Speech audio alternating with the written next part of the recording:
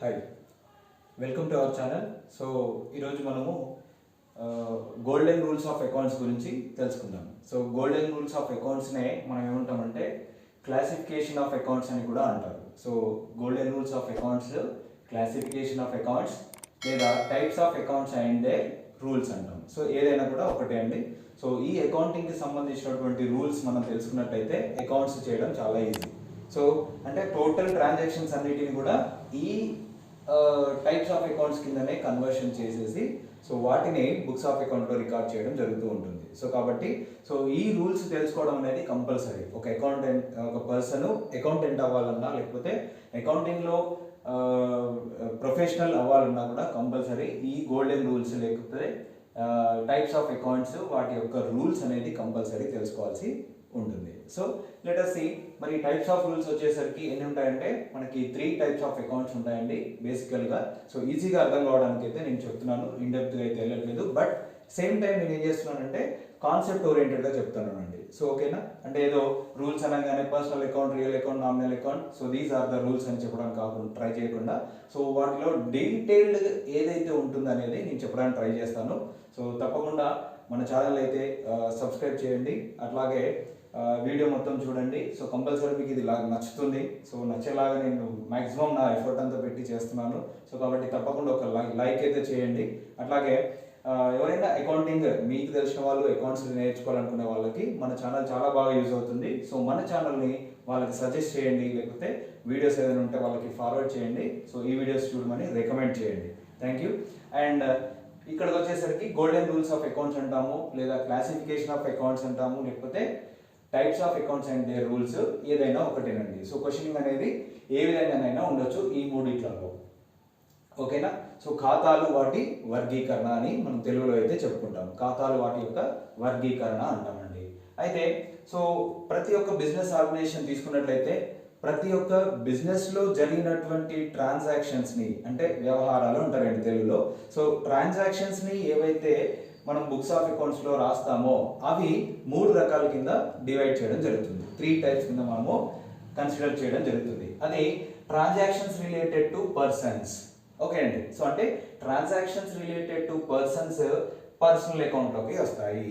ఓకేనా. అంటే మరి ట్రాన్సాక్షన్స్ రిలేటెడ్ టు పర్సన్స్ ఏముంటాయి?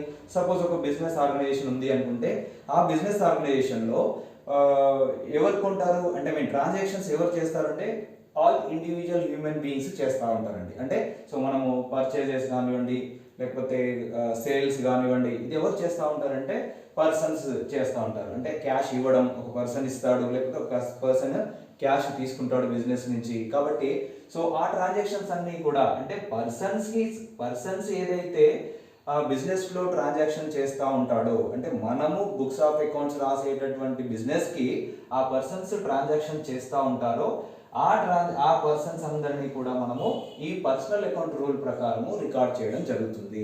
ఓకేనా.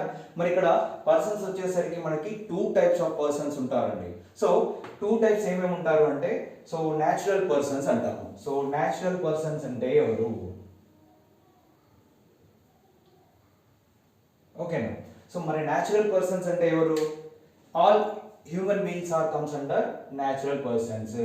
ఓకేనా. సో అంటే ఎవరైతే హ్యూమన్ బీయింగ్స్ ఉంటారో మనుషులు ఎవరైతే బిజినెస్తో ట్రాన్సాక్షన్ చేస్తూ ఉంటారో ఆ పర్సన్స్ అందరూ కూడా న్యాచురల్ పర్సన్స్ కిందకి వస్తారు. లైక్ ఇప్పుడు బిజినెస్లో మనం ఒక ట్రాన్సాక్షన్ తీసుకోవచ్చు. Cash paid to Ravi Ravi అనేవాడికి క్యాష్ ఇచ్చాము అని చెప్తున్నారండి. సో ఇక్కడ రవి అనేవాడు హ్యూమన్ బీయింగ్, పర్సన్, మనిషి కాబట్టి సో ఈ పర్సన్ పర్సనల్ అకౌంట్లోకి ఈ కేటగిరీలోకి వస్తాడు. ఓకేనా. సో అట్లాగే మరి ఇంకా ఏ పర్సన్స్ ఉంటారు? న్యాచురల్ పర్సన్స్ ఒక కేటగిరీ అనుకున్నాము, అట్లాగే ఆర్టిఫిషియల్ పర్సన్స్ అని అంటామండి. ఓకేనా. ఆర్టిఫిషియల్ పర్సన్స్ అని ఎవరిని అంటాము? So artificial persons are nothing but ఏంటండి? So all legal entities are comes under artificial person. Is nothing but ఏంటండి? బిజినెస్ ఆర్గనైజేషన్స్ అన్నీ కూడా ఈ ఆర్టిఫిషియల్ పర్సన్స్ లోకి వస్తారు. ఓకేనా. సో మన బిజినెస్ ఆర్గనైజేషన్స్ అంటే సో సొసైటీలో అవి ఎగ్జిస్ట్ అవుతూ ఉంటాయి. ఆ బిజినెస్ ఆర్గనైజేషన్స్ అవి కూడా వేరే బిజినెస్ ఆర్గనైజేషన్స్ తోటి ట్రాన్సాక్షన్స్ చేస్తూ ఉంటాయి. సో మరి వాటిని ఎలా రాస్తామంటే ఈ ఆర్టిఫిషియల్ పర్సన్స్ అని వాటిని కన్సిడర్ చేసి ఈ పర్సనల్ అకౌంట్ రూల్ ప్రకారమే రికార్డ్ చేయడం జరుగుతుంది. Clear? So it's nothing but ఎట్లా వస్తుందంటే, సో ఒక బిజినెస్ ఆర్గనైజేషన్ సపోజ్ ఇప్పుడు ఒక కంపెనీ ఉంది అనుకుందాం. సో సే అబౌట్ ఒక ఆర్ఎస్ బ్రదర్స్ ఉంది అనుకుందాం. So cash paid to RS brothers, మనము ఆర్ఎస్ బ్రదర్స్ నుంచి మన బిజినెస్ ఆర్గనైజేషన్ చాలా బల్క్లో గూడ్స్ కొనింది అనుకోండి. సో వాళ్ళకి మనం డబ్బులు పే చేయాలి. సో సపోజ్ ట్రాన్సాక్షన్ ఎలా ఉంటుంది, ఎవరికి ఎలా రాస్తాము అంటే క్యాష్ పెయిడ్ టు లేదా cheque given to RS brothers, cash paid to RS brothers, ఓకేనా? లేదా XYZ cash received from XYZ company. So ఈ కంపెనీస్ నుంచి మనం రిసీవ్ చేసుకుంటాం అంటాం, కానీ పర్టికులర్ పర్సన్ ఇచ్చిన వాడి పేరు మనం అక్కడ రాయట్లేదండి. అంటే సో ఈ కంపెనీస్ ఏదైతే ఉంటాయో లేదా బ్యాంక్స్ కూడా వస్తాయి అనమాట, ఓకేనా? సో ఆల్ న్యాచురల్ పర్సన్స్ అయితేనేమో అంటే ఇండివిజువల్స్ హ్యూమన్ బీయింగ్స్ అయితేనేమో న్యాచురల్ పర్సన్స్ అంటాము.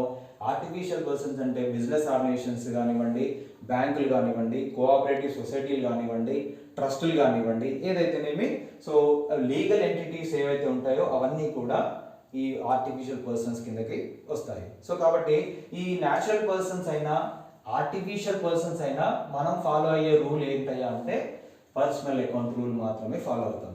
రెండింటికి కూడా సేమ్. మరి ఎందుకు ఇంత డీటెయిల్గా చదువుతున్నాం మనం అంటే ఈ ఆర్టిఫిషియల్ సపోజ్ ఇప్పుడు క్యాష్ పెయిడ్ పర్సనల్ అకౌంట్ అనగానే పర్సన్సే అన్నారు కదా సార్ మీరు.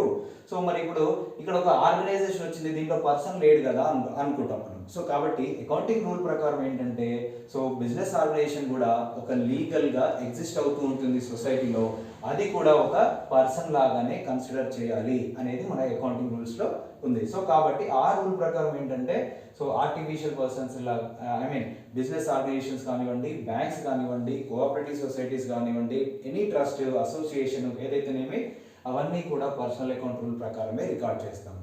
ఓకేనా? Right, let us come to the next. మరి ఇప్పుడు పర్సనల్ అకౌంట్ అన్నాము అదొకటి, మరి ఇంకా ఏముంటాయంటే ఇంపర్సనల్ అకౌంట్ అంటాము. So impersonal account is nothing but personal account కానివి ఉంటాయి. అంటే ఇప్పుడు పర్సన్స్ రిలేటెడ్ ట్రాన్సాక్షన్స్ అన్ని ఈ రూల్ ప్రకారం రాయాలి అన్నాము. మళ్ళీ మరి పర్సన్స్ రిలేటెడ్ కానివి ఏముంటాయి అనేది ఇక్కడ ఇంకో క్వశ్చన్. సో కాబట్టి అవన్నీ ఎక్కడికి వస్తాయంటే నెక్స్ట్ రియల్ అకౌంట్ అంటామండి.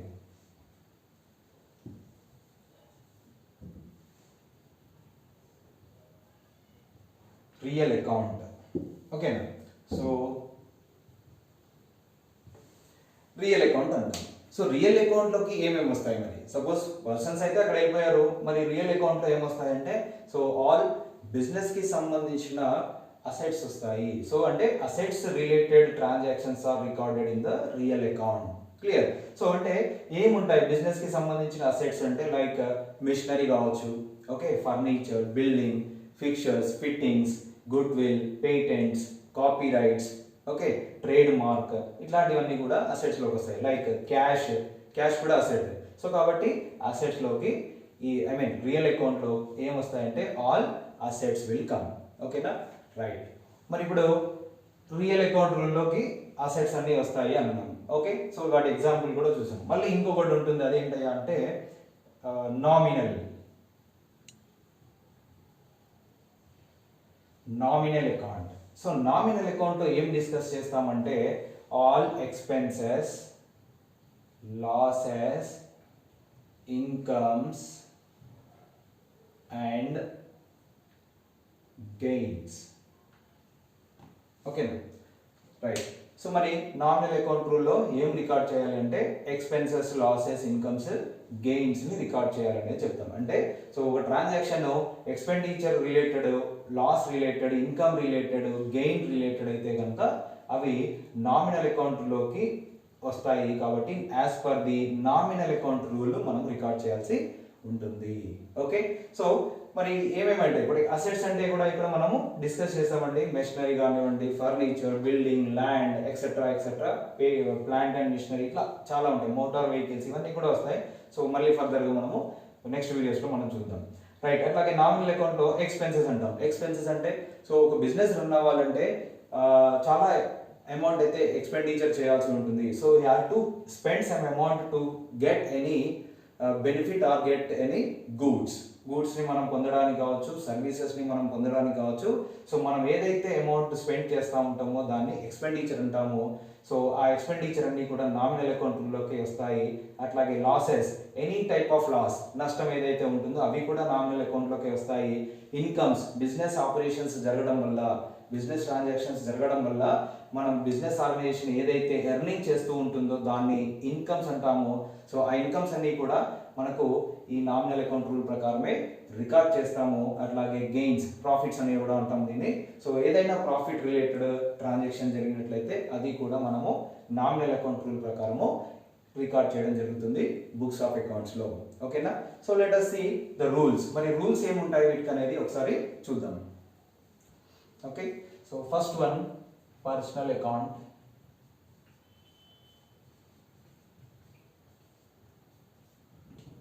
మరి రూల్ ఏంటి అంటే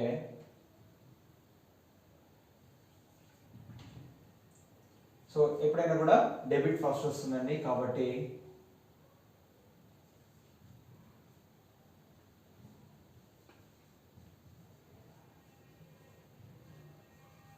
డెబిట్ ద రిసీవర్ అనేది first debit aspect and credit giver అంటే క్రెడిట్ ద గివర్ అనేది credit aspect. Is nothing but personal account ఏం చెప్తుంది, person debit the receiver credit the giver అంటున్నాడు. రూల్ ఏంటంట, debit the receiver credit the giver. So debit the receiver అంటే ఏంటి? So receiver అంటే receiver of the benefit, business organisation నుంచి okay benefit receive చేసుకున్న person అయితే డెబిట్ చేయాలి. Suppose ఇప్పుడు క్యాష్ గివెన్ టు రవి అన్నాము. So cash given to Ravi అంటే సో క్యాష్ అనేది రవికి ఇచ్చింది ఈ బిజినెస్ ఆర్గనైజేషన్. ఇది ఒక మానిటరీ ట్రాన్సాక్షన్. సో మరి ఇప్పుడు ఈ ట్రాన్సాక్షన్ ని ఎలా కన్సిడర్ చేస్తాము అంటే రవి అనేవాడు మరి క్యాష్ రిసీవ్ చేసుకుంటున్నాడు అంతే కదండి, అంటే బెనిఫిట్ రిసీవ్ చేసుకుంటున్నాడు కాబట్టి డెబిట్ ద రిసీవర్, రవిని డెబిట్ చేయాలి. ఓకేనా? ఎలా రాస్తాం? సపోజ్ రవి అకౌంట్ డేటార్ లేదా రవి అకౌంట్ డెబిట్ అంటాం, Ravi account debit. Next credit the giver అన్నాం. Credit the giver is nothing but ఇదే రవి ఎగ్జాంపుల్ తీసుకున్నట్లయితే క్యాష్ గివెన్ టు అస్ లేకపోతే క్యాష్ రిసీవ్డ్ బై రవి అన్నామండి. సో అంటే cash received from Ravi is nothing but cash received from Ravi అంటే so Ravi is the giver. Ravi మనకు డబ్బులు ఇవ్వాల్సింది ఉంది, సో ఇచ్చాడు కాబట్టి ఏమవుతుంది, గివర్ అవుతాడు. రవి ఏమవుతాడు ఇక్కడ, గివర్ ఆఫ్ ది బెనిఫిట్. అంటే సో రవి అనేవాడు బెనిఫిట్ గివర్ కాబట్టి రవిని క్రెడిట్ చేయాలి. సింపుల్. ఇక్కడ మనకు ఒకటే బెనిఫిట్ రిసీవరా బెనిఫిట్ గివరా అనేది మనము ఐడెంటిఫై చేయాలి. ఓకే, సో అక్కడ పర్సన్ నేమ్ ఇచ్చాడు లేదా ఆర్గనైజేషన్ నేమ్ ఇస్తాడు, cash paid to XYZ company. Paid to company అన్నాం అంటే సో వాళ్ళకి పేమెంట్ చేసాం మనము అంటే వాడు బెనిఫిట్ రిసీవర్ అంతే కదండి. XYZ కంపెనీ అనేది బెనిఫిట్ రిసీవ్ చేసుకుంటుంది కాబట్టి సో ఆ XYZ కంపెనీ డేటా అని రాయడం జరుగుతుంది. అట్లాగే cash received from ABC limited. Cash received from ABC limited is nothing but cash మనకు ABC లిమిటెడ్ నుంచి మనకు వచ్చింది అంటే బెనిఫిట్ గివర్ కాబట్టి క్రెడిట్ చేయాలి, ABC లిమిటెడ్ ని క్రెడిట్ చేయాలి. ఇది రూల్ అన్నమాట. Right, now come to the second account, real account.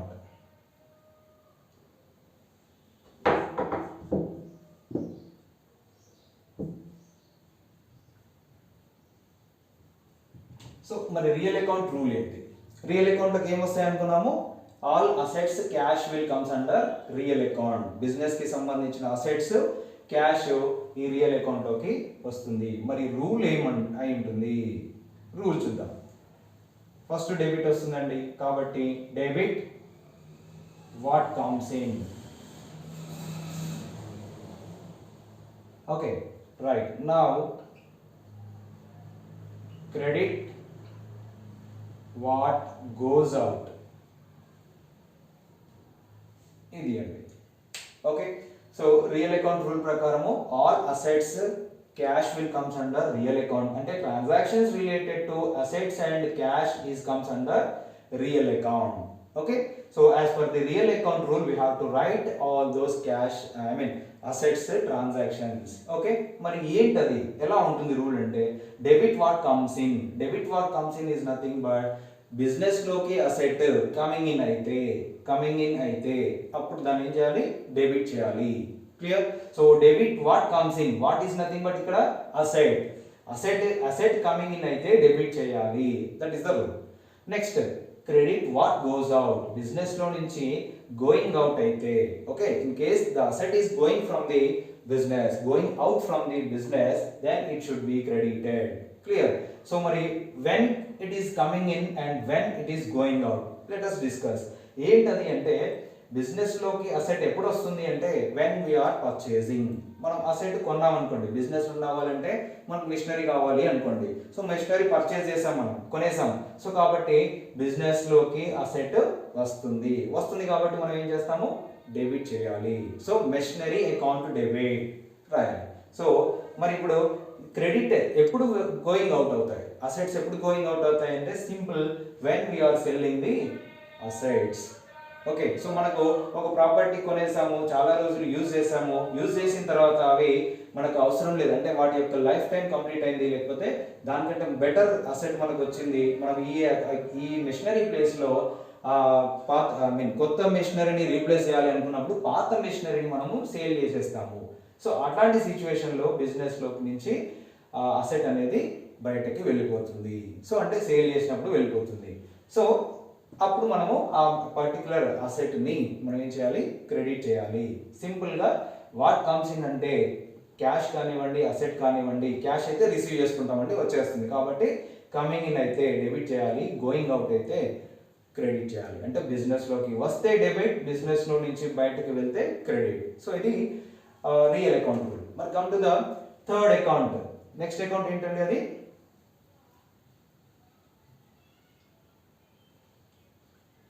So nominal account. Nominal account వేటి గురించి డిస్కస్ చేస్తుంది అంటే what type of transactions will comes under nominal account. చెప్పండి ఏమేమి వస్తాయి, ఎక్స్పెన్సెస్ వస్తాయి, లాసెస్ వస్తాయి, ఇన్కమ్స్ వస్తాయి, గెయిన్స్ వస్తాయి. ఇవి 4 వస్తాయి. So let us write the rule. Right. So debit all expenses and losses, credit all incomes and gains. Okay na? So expenses losses ni debit cheyali, incomes gains ni credit cheyali. Simple ga if it is the expenditure, transaction related to expenditure, so దాని ఏం చేయాలి మనము, expenditure అయితే కాబట్టి debit చేయాలి, debit చేసేస్తున్నాం. Loss అయితే debit చేస్తున్నాం. అట్లాగే ఇన్కమ్ అయితే క్రెడిట్ చేయాలి, గెయిన్ అయితే క్రెడిట్ చేయాలి. సింపుల్గా debit all expenses and losses, credit all incomes and gains. Okay, so మరి ఎక్స్పెన్సెస్ ఏ విధంగా ఉంటాయి, సపోజ్ శాలరీ పర్టికులర్ టైం అంటే రాగానే మంత్ ఎండింగ్లో లేకపోతే మనము శాలరీ ఒక టైం పీరియడ్ ఉంటుంది, ఆ టైం పీరియడ్లో మనము ఎంప్లాయీస్కి శాలరీ పే చేస్తాము. అంటే మనము ఇన్ ద సెన్స్ ఎవరు, మనము వర్క్ చేసేటటువంటి కంపెనీ ఎంప్లాయీస్కి శాలరీ పే చేస్తుంది. సో మరి ఇప్పుడు ఎక్స్పెండిచర్ అవుతుంది, శాలరీ అనేది ఏమవుతుందండి, బిజినెస్ ఆర్గనైజేషన్కి ఎక్స్పెండిచర్ అవుతుంది కాబట్టి so expenses are to be debited. అందుకని ఏం చేస్తాము, శాలరీ అకౌంట్ డెబిట్ అని రాస్తాము ట్రాన్సాక్షన్లో. ఓకే, అట్లాగే లాసెస్ ఉంటాయి. సో లైక్ డెప్రిషియేషన్ అనుకుందాం. సో డెప్రిషియేషన్, ఒక అసెట్ డిప్రిషియేట్కి గురైంది, లేకపోతే సడన్గా యాక్సిడెంట్ అయింది అనుకోండి, మిషనరీ ఒక ఏమంటారు వెహికల్, సో ఆ వెహికల్ యొక్క వాల్యూ అది ఎంతనైనా ఉండనివ్వండి సర్టెన్ వాల్యూకి డిక్రీజ్ అయిపోతుంది. సో ఏదైతే వాల్యూ డిక్రీజ్ అయిపోతుందో అదంతా కూడా మనకి లాస్ కింద కన్సిడర్ చేస్తాం. కాబట్టి సో ఆ డెప్రిషియేషన్ అమౌంట్ అనుకుందాం సింపుల్గా. సో డెప్రిషియేషన్ అనేది ఏమవుతుందంటే లాస్ కిందకు వస్తుంది కాబట్టి డెప్రిషియేషన్ అకౌంట్ డెబిట్ అనేది రాస్తాం, అంటే డెబిట్ చేయాలి కాబట్టి ఇలా రాస్తాం. ఇంకా ఎగ్జాంపుల్ తీసుకున్నట్టయితే ఎక్స్పెన్సెస్కి వేజెస్ పెయిడ్ అంటాడు, లేదా రెంట్ పెయిడ్ అంటాడు, కమిషన్ పెయిడ్ అంటాడు. సో ఇలాంటివన్నీ కూడా ఏమవుతాయి, ఎక్స్పెండిచర్. సో ఎక్స్పెండిచర్ అయితే డెబిట్ చేయాలి, సో లాసెస్ ఇన్కమ్స్ అయితే క్రెడిట్ చేయాలి. మరి ఇన్కమ్స్ రిలేటెడ్ ఏమేమి ఉంటాయో చూద్దాం. సో ఇన్కమ్స్ అంటే ఏంటి, సేల్స్ అవ్వచ్చు. సేల్స్ అంటే ఏంటంటే మన గూడ్స్ అండ్ సర్వీసెస్ని సేల్ చేస్తూ ఉంటాం బిజినెస్ ఆర్గనైజేషన్లో. సో అట్లా సేల్ చేసినప్పుడు మనకి అమౌంట్ వస్తూ ఉంటుంది. కాబట్టి సేల్స్ అనేది ఏమవుతుంది మనకి ఇన్కమ్ అవుతుంది. ఓకేనా? సో ఇన్కమ్ అట్లాగే రెంట్ రిసీవ్డ్, మన బిజినెస్కి సంబంధించినటువంటి ఒక ప్రాపర్టీ మనం వేరే వాళ్ళకి రెంట్కి ఇచ్చామనుకోండి, అప్పుడు మనకు అది రెంట్ అనేది మనకు వస్తుంది కాబట్టి అప్పుడు ఏమవుతుంది, అది ఇన్కమ్ అవుతుంది, మనకు ఇన్కమ్ అవుతుంది. కాబట్టి ఆ ఇన్కమ్ మనం క్రెడిట్ చేయాల్సి ఉంటుంది as per the nominal account rule. Rent pay చేస్తే ఎక్స్పెండిచర్, రెంట్ మనకే వస్తే ఇన్కమ్, డిఫరెన్స్ ఉంది ఇక్కడ. సో కాబట్టి పే చేస్తే డెబిట్ చేస్తామండి, రెంట్ని పే చేస్తే మనమే ఎక్స్పెండిచర్ అవుతుంది కాబట్టి డెబిట్ చేస్తాము. రెంట్ మనకే వస్తే మన ప్రాపర్టీ మీద రెంట్ మనకు వస్తుంది కాబట్టి అప్పుడు మనకు అది ఇన్కమ్ అవుతుంది, క్రెడిట్ చేయాలి. ఇది డిఫరెన్స్. సో ప్రాఫిట్ అనుకోండి, so sudden increase in the asset value అనుకుంటే సో ఆ ఇన్కమ్ అనేది ప్రాఫిట్ కిందకు వస్తుంది. సో కాబట్టి ప్రాఫిట్స్ అనేది కూడా మనం ఏం చేయాలి, క్రెడిట్ చేయాలి as per this nominal account rule. ఓకేనా? సో మొత్తంగా మనకి టోటల్ బిజినెస్ ట్రాన్సాక్షన్స్ అన్నిటినీ కూడా మనకు ఈ పర్సన్స్, అసెట్స్, ఓకేనా, expenses, losses, incomes and gains ఈ కేటగిరీలో మాత్రమే కన్వర్ట్ చేయడం జరుగుతుంది. అంటే మనకు ఇచ్చినటువంటి ట్రాన్సాక్షన్లో ఆ ట్రాన్సాక్షన్లో పర్సన్ ఉన్నాడా, ఓకే, పర్సన్ రిలేటెడా, ఓకే, అట్లాగే అసెట్ రిలేటెడా, ఓకే, అట్లాగే ఎక్స్పెండిచరా, లాసా, ఇన్కమా, గెయినా ఏంటనేది మనం ఐడెంటిఫై చేయగలగాలి. వాటిని ఏమంటామంటే మనము ఆస్పెక్ట్స్ అంటాము. అది మనం ఐడెంటిఫై చేయగలిగితే ఈ రూల్స్ ఏదైతే మనం ఇప్పుడు డిస్కస్ చేసామో, personal account rule, real account rule, nominal account rule ఏదైతే డిస్కస్ చేసామో అది ఆ రూల్స్ని మనం అప్లై చేసి మనం ఏం చేస్తామండి, అకౌంట్స్లోకి రికార్డ్ చేస్తాం. అంటే మనకి ఈ రూల్స్ రాగానే మనకు అకౌంట్స్ వస్తుందా అంటే ఆ రూల్స్లో నుంచి మనం ఏం ఐడెంటిఫై చేయాలంటే అక్కడ ఇచ్చిన ట్రాన్సాక్షన్లో, ప్రాబ్లంలో మనకి ఇచ్చిన ట్రాన్సాక్షన్లో ఈ ఆస్పెక్ట్స్ ఏంటి అంటే పర్సనల్ ఆస్పెక్ట్ ఉందా, పర్సనల్ ఆస్పెక్ట్ అయితే మళ్ళీ రిసీవరా, గివరా అనేది ఐడెంటిఫై చేయాలి. అట్లాగే రియల్ అకౌంట్ రూల్ ప్రకారం అసెటా, క్యాషా, అసెట్ అయితే కమింగ్ ఇన్ గోయింగ్ అవుట్ అనేది మనం ఐడెంటిఫై చేయగలగాలి. అట్లాగే మనకి ఇచ్చిన ట్రాన్సాక్షన్లో ఎక్స్పెండిచర్కి సంబంధించిన ఆస్పెక్ట్ ఉందా, లాస్కి సంబంధించిన ఆస్పెక్ట్ ఉందా, ఇన్కమ్కి సంబంధించిన ఆస్పెక్ట్ ఉందా, గెయిన్స్కి సంబంధించిన ఆస్పెక్ట్ ఉందా అనేది మనం యాజ్ అన్ అకౌంటింగ్ ప్రొఫెషనల్ మనము ఐడెంటిఫై చేయగలగాలి. అంటే మీరు ఇప్పుడు అకౌంటింగ్ ప్రొఫెషనల్ అవుతున్నారు కాబట్టి మీరు ఇది ఐడెంటిఫై చేసి వాటిని ఈ రూల్స్లో అప్లై చేసేసి రికార్డ్ చేయాల్సి ఉంటుంది. ఓకేనా? So thank you. మరి ఇట్లాంటి వీడియోస్ డీటెయిల్డ్గా మనం అకౌంటింగ్ని తెలుసుకోవడానికి అయితే ప్రయత్నం చేద్దాం. సో మన ఛానల్ని తప్పకుండా సబ్స్క్రైబ్ చేస్తారని అయితే నేను ఆశిస్తున్నాను. అట్లాగే మీకు ఈ వీడియో నచ్చింది అని అనుకుంటున్నాను. సో నచ్చినట్లయితే తప్పకుండా లైక్ చేయండి. సో మరిన్ని వీడియోస్ నేను మీకోసం తప్పకుండా చేస్తూ ఉంటాను. అట్లాగే మీకు ఒక పర్టికులర్ టాపిక్ పైన అకౌంటింగ్లో, ఫైనాన్షియల్ అకౌంటింగ్ రిలేటెడ్ ఏదైనా మీకు ఏదైనా డౌట్ ఉంటే కనుక తప్పకుండా కమెంట్ సెక్షన్లో కమెంట్ చేయండి. ఆ పర్టికులర్ టాపిక్ పైన నేను వీడియోస్ చేస్తూ ఉంటాను. ఓకేనా? Thank you.